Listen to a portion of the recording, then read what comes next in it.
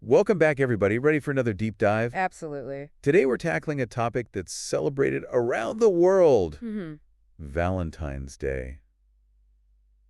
But I bet you there's a lot you don't know about it. Oh, yeah. This one's got a really interesting history. It's got some surprising origins. Definitely. So get ready to uncover some fascinating facts and explore how this day has evolved from Yeah. ancient rituals to the global phenomenon we know today. From ancient Rome Yeah. to those romantic poets of the medieval period. Oh, yeah. To the mass-produced cards of the industrial era. All right, let's unpack this Valentine's Day thing. Yeah. We're going to start in ancient Rome. Okay. But forget about romantic gladiators. Okay. We're talking about a festival called Lupercalia. Lupercalia, yeah. Celebrated in the middle of February. It was all about fertility and purification. Interesting. Imagine priests sacrificing animals and then using strips of their hides to slap women. What? Yeah. They believed it would increase fertility. Right. Quite a contrast to our modern-day traditions, huh? Definitely not what we celebrate today. Nope. So how do we go from animal sacrifice and hide slapping to romantic dinners and heart-shaped boxes of chocolate? Well, that's where things get really interesting as Christianity spread. Right. Lupercalia was eventually outlawed by the late 5th century Pope Gelasius I decided to replace it Oh, wow. with a day dedicated to a Christian martyr, Saint Valentine. Okay, so that's how February 14th became St. Valentine's Day. Exactly. But who was this mysterious St. Valentine? Huh. There are actually several theories about his identity. Really? Historians think there might have been 3 different Valentines. Wow. All martyred around the same time. Hmm. But the most popular story revolves around a Valentine of Rome. Valentine of Rome. A priest who defied the emperor's orders. A rebellious priest defying an emperor. Tell me more. So, Emperor Claudius II, Okay. he was convinced that unmarried men made better soldiers. To build a strong army, he outlawed marriage for young men. What? That's crazy. I know, right? Talk about a mood killer. Definitely not a way to win any popularity contest. Exactly. What happened next? Well, Valentine, being the compassionate soul he was, Okay. continued to perform secret wedding for soldiers in love. He believed in love even when the emperor said no. Exactly. He defied the imperial decree. It's interesting that Valentine's Day is named after a man. Yeah. Especially considering it's a celebration of love. Right. You don't hear about a lot of female saints connected to romantic love. That's true. I wonder if that says something about the power dynamics back then. It's a really insightful observation. Yeah, you can't ignore the historical context. You're right. Women were often sidelined when it came to matters of power and influence. Right. Their stories and contributions, especially when it came to love, were overshadowed by men. Definitely. So what happened to our rebellious priest? Well, I'm guessing his secret weddings didn't stay secret for long.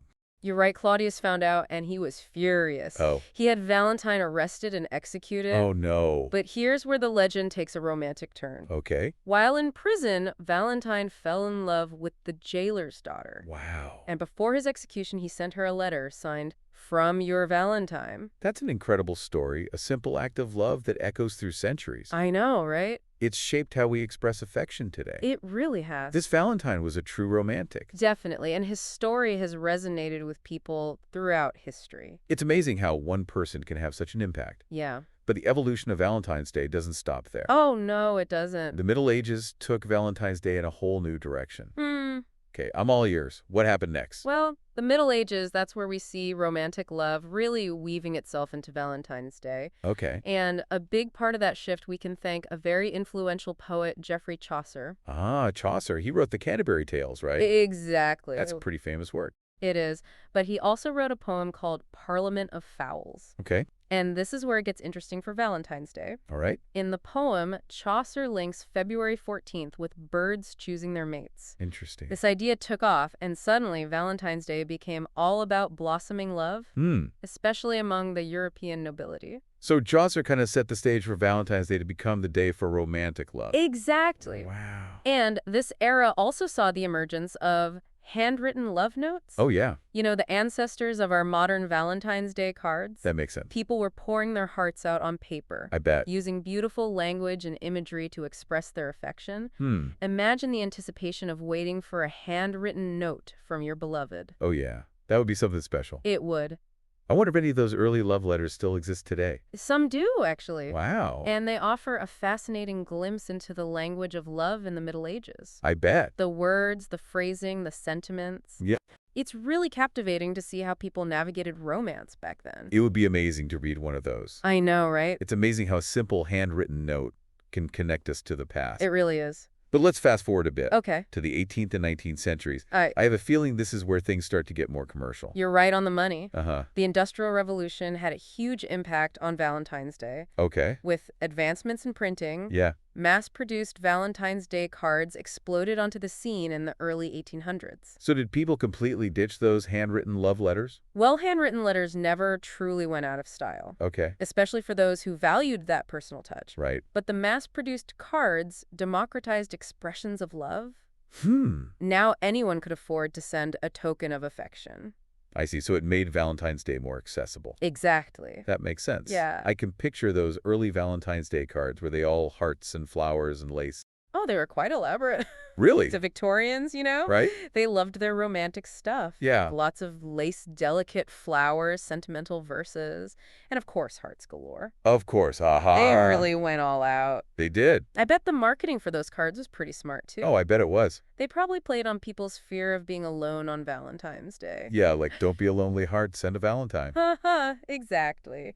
Clever. And it's fascinating to see how those trends and cards have changed over time. I bet. Reflecting changing social norms and tastes. Like what was considered romantic in the Victorian era might seem a bit much today. Definitely. It's like looking at fashion trends through the ages. Right. Some things come back around, others stay firmly in the past. Absolutely. So from ancient rituals to mass-produced cards, Yep, Valentine's Day has come a long way. it has. But we're not done yet. Oh, no. We've got to talk about how this holiday is celebrated around the world today. All right. And guess what?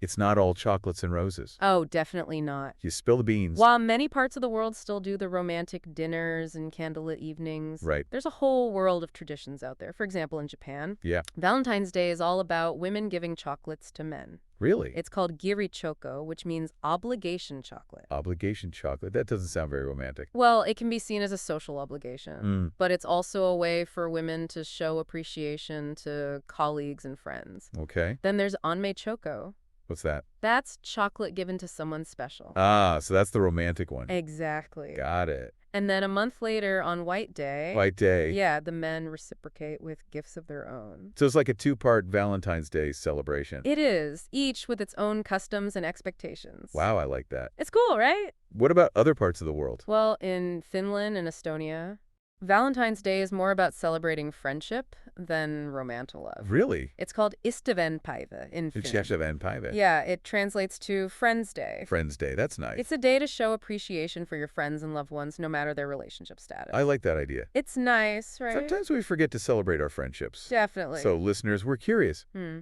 How do you celebrate Valentine's Day? Yeah, tell us. Do you stick with the traditional romantic gestures? Or do you have your own traditions? We'd love to hear from you. And this brings us to an important question. Okay, Is Valentine's Day really just for couples?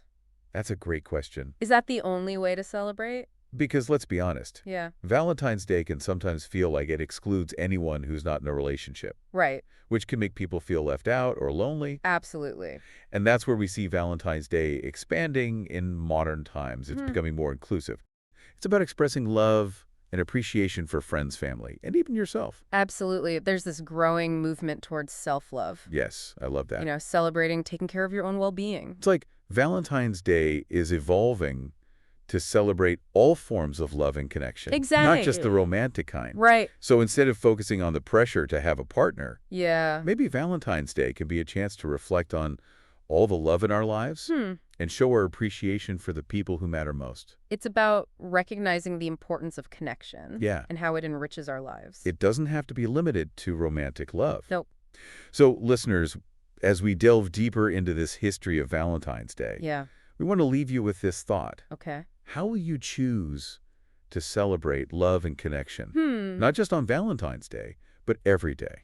Because ultimately, love is a powerful force that deserves to be celebrated in all its forms all year round. Absolutely. And speaking of celebrating love in all its forms, Yeah. there's a relatively new trend we need to discuss. Oh, what's that? Galentine's Day. Valentine's Day. All right, tell me more. Okay, so tell me more about this Galentine's Day thing. Well, it's celebrated on February 13th. Okay. And it's all about celebrating female friendships. Oh, that's nice. Yeah, it's a day for women to get together with their close friends. Like, Like maybe go for brunch or a spa day or mhm, even just a night in with movies and that snacks. sounds fun. Yeah, it's a chance to celebrate those strong bonds Yeah, and show appreciation for the amazing women in our lives. I love that idea. It's like a special day just for female friendship. Right. It's a great reminder that love comes in many forms. Absolutely. And those connections between women, they deserve to be celebrated. Definitely. And it's catching on in a big way. Really? Yeah, you see Valentine's Day celebrations everywhere now. Mm. Restaurants with special menus, Okay. retailers promoting gifts for girlfriends.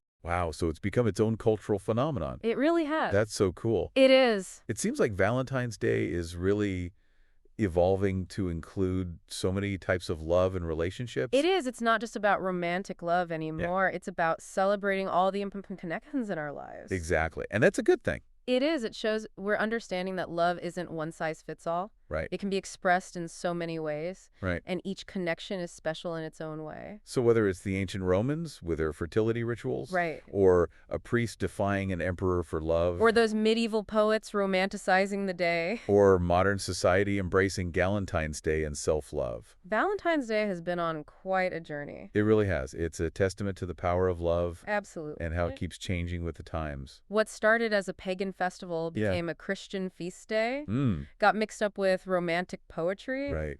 and now it's this global celebration of love in all its forms. What a wild ride. We've explored ancient rituals. Yeah, We met a defiant saint, we've seen it all. delved into romantic poetry, witnessed the rise of commercialism. And discovered new traditions like Galentine's Day. Through it all, the theme is still the same. It is. Celebrating love, Yeah. connection. And appreciation for the people in our lives. So as we wrap up this deep dive into Valentine's Day, Hmm. we want to leave you with this thought. Okay.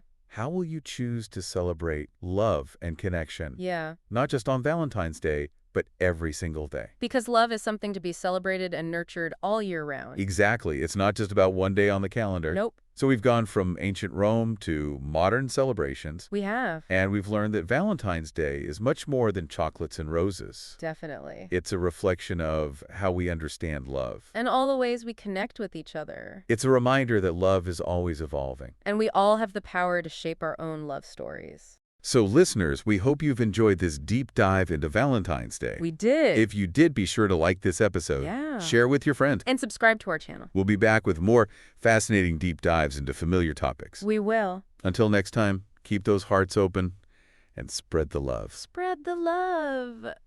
77.